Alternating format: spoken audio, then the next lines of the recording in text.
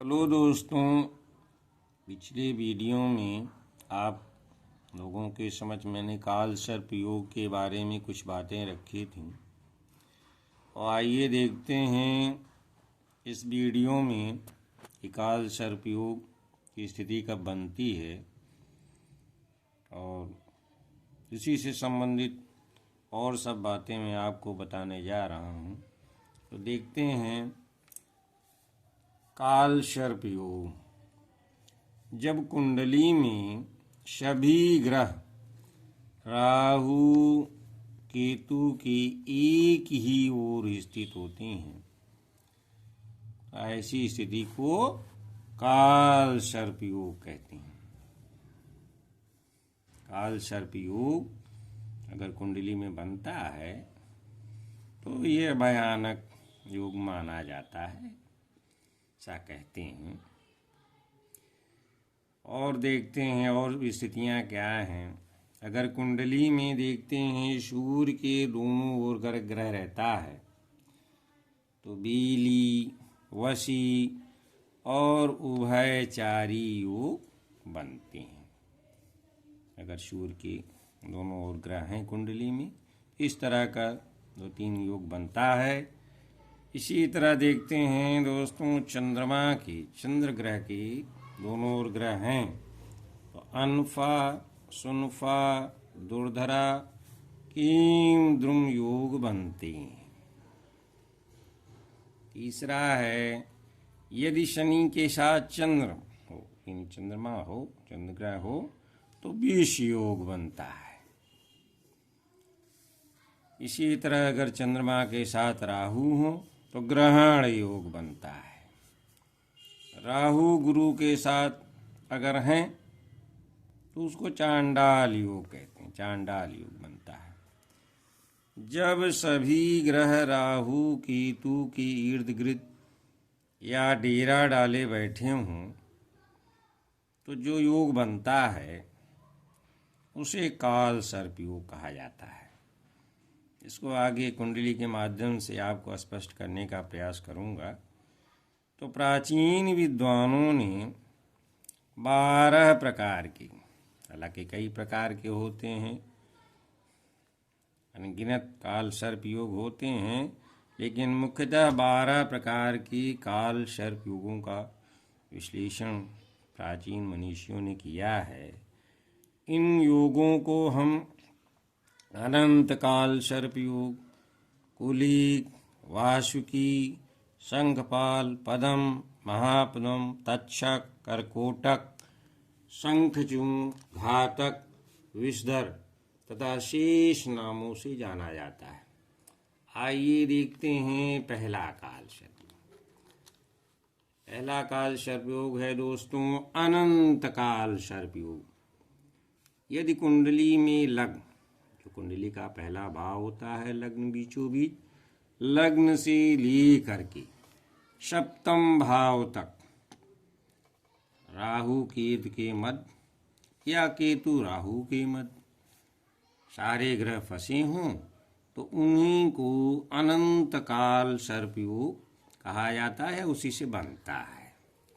तो अगर ऐसी स्थिति दोस्तों कुंडली में दिखाई देती है तो ऐसे जातक का गृहस्थ जीवन कष्टमय होता है, वैवाहिक जीवन कष्टमय होता है और एक के बाद एक मुसीबत आती रहती है।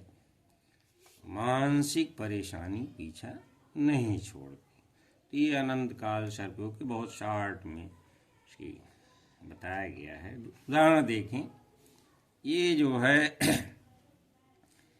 ये जन्मांग चक्र है, यही कुंडली का लग्न भाव होता है।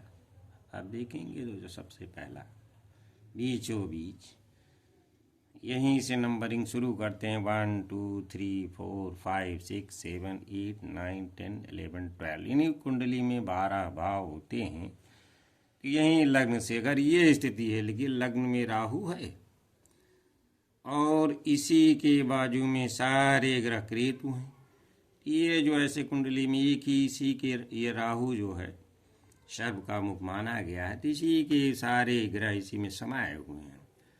इसी को कहते हैं अनंत काल सर्प योग। अगर इस तरह की स्थिति बनती है, सारे ग्रह इसी के अंदर में आ गए, तो अनंत काल सर्प योग का निर्माण कुंडली में होता है। दूसरा है कुलिक काल सर्प योग। अब ये द्वितीय, ये तो पहला भाव था, ये सेकंड भाव है, यहाँ ये दूसरा भाव है कुंडली। अगर यहाँ से राहु है, फिर केतु यहाँ आ गया, इसी में ग्रहों का सब इसी के अंदर सारे ग्रह फंसे हुए हैं राहु केतु के बीच में। तो यानी द्वितीय स्थान से यहाँ से होगा तो अष्टम में आ जाएगा, यानी लग्न से 7वां ये है। अब दूसरे यहाँ से अगर स्टार्ट होगा तो ये 8वें भाव में आ जाएगा। तो द्वितीय स्थान से अष्टम पर्यंत पड़े ग्रह की स्थिति, नहीं राहु केतु के बीच में अगर सारे ग्रह हैं तो उनको कुलिक नामक काल सर्प योग बनता है। अगर ऐसा है, इस योग के कारण धन को लेकर यानी मनी को लेकर मनुष्य के जीवन में संघर्ष रहता है, अपयश, परेशानियां होती हैं, खर्च बहुत होता है, पैसा पास में टिकता नहीं, आता तो है लेकिन टिकता नहीं, और धन प्राप्ति के जो प्रयास किए जाते हैं उसमें भी काफ़ी सफलता मिलती है, कभी नहीं मिलती, निपुण सफलता नहीं मिल पाती।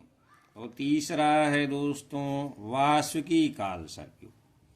अब जो तृतीय कुंडली के तृतीय भाव से और 9वें स्थान पर्यंत वाली ग्रह स्थिति, यानी राहु केतु के बीच में सारे ग्रह फंसे हुए हैं तृतीय से 9 के बीच में, तो वासुकी नामक काल सर्प योग बनता है। अगर ऐसा योग है, इस योग के कारण क्या होगा दोस्तों, व्यक्ति को कुटुंब, भाई बहनों की ओर से थोड़ा परेशानी मिलती है, फ्रेंड्स भी उसको धोखा देते हैं, नौकरी धंधे में भी उसको परेशानियां झेलनी पड़ती हैं, भाग्य का पूरा सुख नहीं मिलता, और किसी काम में काम बहुत करता है बेचारा, यश नहीं मिल पाता।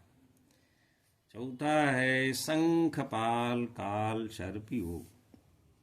चतुर्थ स्थान से लेकर कुंडली के अगर 10वें भाव तक राहु केतु के मध्य हैं कैद ग्रहों के कारण शंखपाल नामक काल सर्प योग बनता है। इस योग के कारण सुख में क्या होगी, बाधाएं आती हैं, माता से वाहन, नौकर चाकर को लेकर भी परेशानियां होती हैं, पिता या पति की ओर से कष्ट होता है, विद्याध्ययन में भी परेशानियां आती हैं, और व्यापार में नुकसान की संभावना बनी रहती है। 5वां है दोस्तों पद्म काल सर्प योग। 5वें स्थान से लेकर एकादश पर्यंत ग्रह की स्थिति के कारण पद्म काल सर्प योग बनता है। ऐसे व्यक्ति की विद्याध्ययन में रुकावट आ जाती है, संतान पक्ष में भी रुकावट रहती है, पुत्र संतान की चिंता हमेशा घेरी रहती है, गुप्त शत्रु बहुत से रहते हैं, लाभ में भी रुकावटें आती हैं, निरंतर चिंता कष्ट के कारण जीवन संघर्ष में रहता है। महापदम नेक्स्ट महापदम काल सर्प योग 6वें स्थान से लेकर के व्यय स्थान तक यानी 12वें भाव तक अगर ग्रह हैं तो महापदम नामक काल सर्प योग बनता है। इस योग के कारण मनुष्य रोगी रहता है, यानी कोई न कोई रोग घेरे रहता है, यात्राएं तो खूब करता है पर सफलता नहीं मिलती, कार्य में बाधा, निरंतर संघर्ष के कारण जीवन कष्टमय बना रहता है। नेक्स्ट तक्षक काल सर्प योग 7वें स्थान से लग्न राहु केतु के बीच फंसे ग्रहों के कारण तक्षक नामक काल सर्प योग बनता है। ऐसे मनुष्य का क्या होगा अगर 7वें स्थान से, तो वैवाहिक जीवन तनावपूर्ण रहता है, जीवन साथी से विच्छोह रहता है, प्रेम प्रसंग में असफलता मिलती है, बनते कार्यों में रुकावटें आती हैं, बड़ा पद मिलते मिलते रह जाता है। नेक्स्ट कर्कोटक काल सर्प योग 8वें स्थान से लेकर कुंडली के जो धन भाव है दूसरा स्थान है तक पड़ने वाला अगर ग्रह है राहु केतु के बीच में, तो कर्कोटक नामक काल सर्प योग बनता है। इस योग के कारण व्यक्ति को अल्पायु दुर्घटना का भय बना रहता है, स्वास्थ्य की चिंता बनी रहती है, परिश्रम बहुत करते हैं लेकिन उसका जो फल है उतना नहीं मिलता है। शंखचूर्ण काल सर्प योग। अब कुंडली का जो 9वां स्थान है भाग्य भाव, वहाँ से लेकर के तीसरे भाव तक अगर राहु केतु के बीच में सारे ग्रह हैं तो शंखचूर्ण नामक काल सर्प योग बनेगा।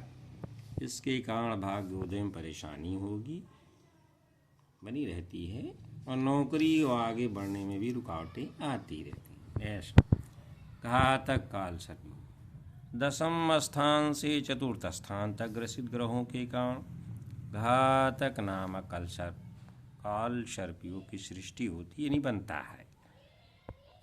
इस योग के कारण व्यापार में घाटा रहता है, सरकारी अधिकारियों से अनबन हो सकती है, सुख प्राप्ति के लिए भारी संघर्ष करना पड़ता है।